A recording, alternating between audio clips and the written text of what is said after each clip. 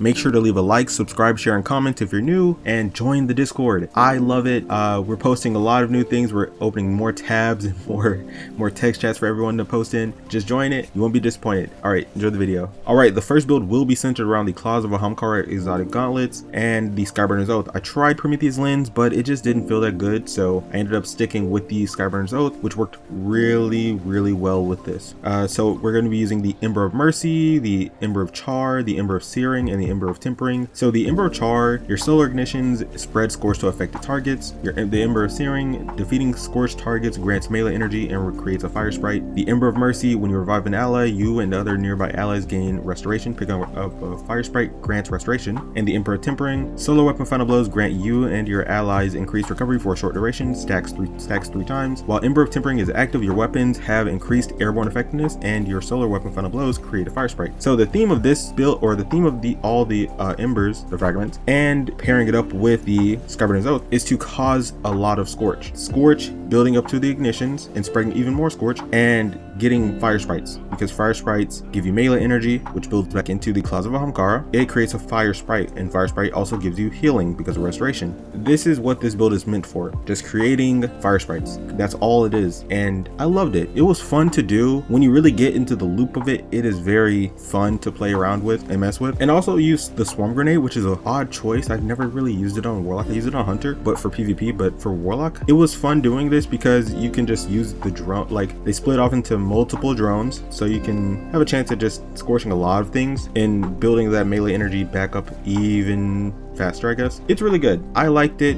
I give it like a 8 to 7 out of 10, maybe if in more difficult content, this thing is like a 3 to 2 out of 10, because you're really leaning on Skyburner's Oath at that point. But Claws of a Hamkara, very good as well, because it comes in with a built-in heavy-handed. So that is insane. You get an extra melee ability charge, and you get heavy-handed, which gives you an orb of power when you defeat things with your melee. So that's insane. I loved it. Can't get enough of that. Now moving on to the second, and I think the best build, that is getting nerfed with the that is getting nerfed when the final shape drops tomorrow, or today, I guess, when you watch this video. Yeah, let me go into it next. This one is good. Now the second build is centered around the Sunbracers Warlock exotic gauntlets that increases the duration of solar grenades. Solar melee kills grant unlimited solar grenade energy for a brief time. Now back in Destiny 1, if you remember these gauntlets, they just gave the benefit pretty much just for using it. If I'm not mistaken, you didn't need a melee kill beforehand. You just, used it, and it boosted your solar grenade up.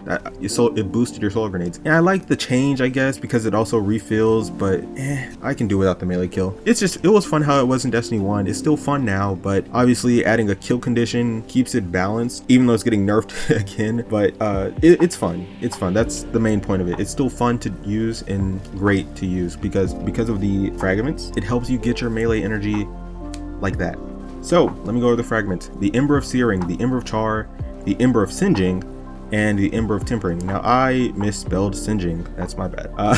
So obviously the Ember of Searing, we went over that. We went over the Ember of Char earlier, and we went over the Ember of Tempering. The main difference is the Ember of Singeing. So this fragment, your class ability recharges faster when you scorch targets, grants 300% additional base class energy regeneration rate for 3 seconds upon applying scorch to enemies. Now this is such a good fragment because I chose to add in the Phoenix Dive, which I never run, but I said, hey, let me try it out because I've never really ran it lately, and it was really fun to do. So the main thing, and obviously solar grenade, but the main thing is, here is the gameplay loop for this one. I didn't go over it for the last one because it's just you just got to get it to work. You just got to melee and get your grenade, scorch, and just scorch things, and then melee things. That's it. This one, you want to get your melee kill, consume your grenade, pop heat rises, then spam some grenades around, and then now you can Phoenix Dive since you activated heat rises. And when heat rises is active, Phoenix Dive, you gain restoration while diving and scorch targets, so you get more scorch from diving at targets. That is, and you can also cure your allies, but who cares about them? Care about yourself.